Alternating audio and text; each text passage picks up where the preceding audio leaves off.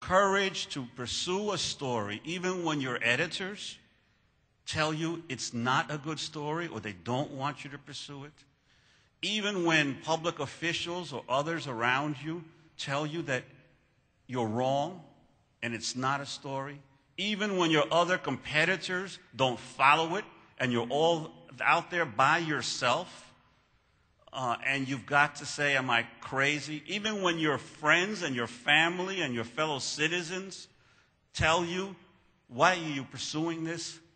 That's when it's most important to show the courage to continue to report things the way you see them, no matter what anybody tells you, no matter how many people tell you.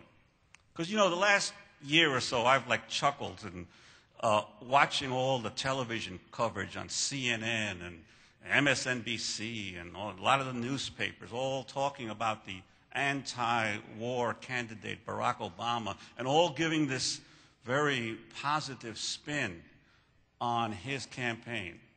And I keep saying to myself, where were these companies? Where was this news coverage when this war was instigated and begun? Why weren't they as critical?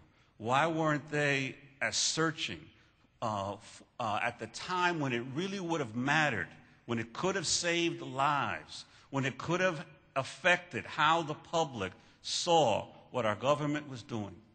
Because the greatest test of a journalist, the greatest test, is when your country goes to war.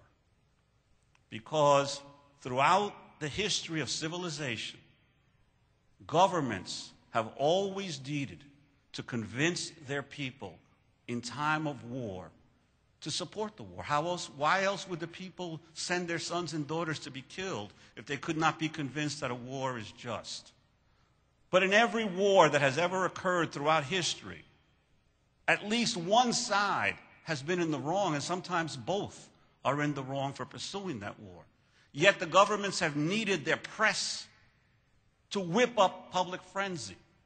Remember the Maine, the Gulf of Tonkin, weapons of mass destruction. They always need to whip the public up. And if journalists don't stand independently of what their government says and investigate the facts and try to present to the public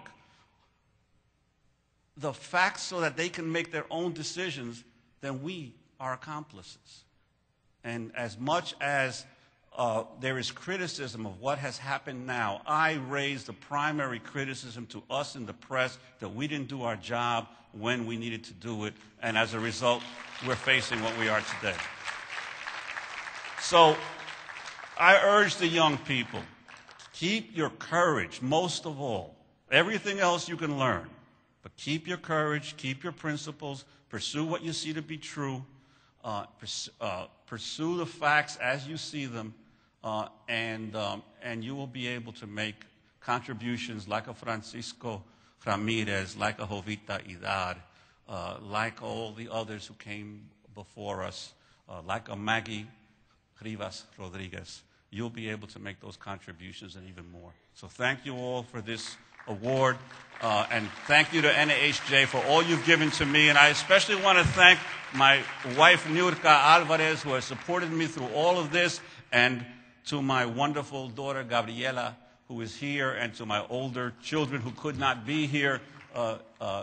I want to thank my family for their support, and thank all of you.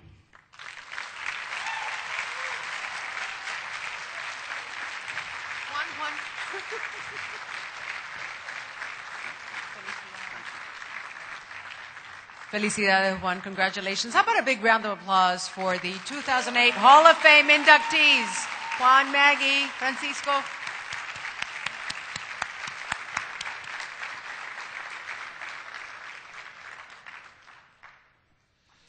These are definitely the pioneers of our recent past who are inspiring a lot of future journalists. So I hope that the kids who are still out here are learning a few lessons.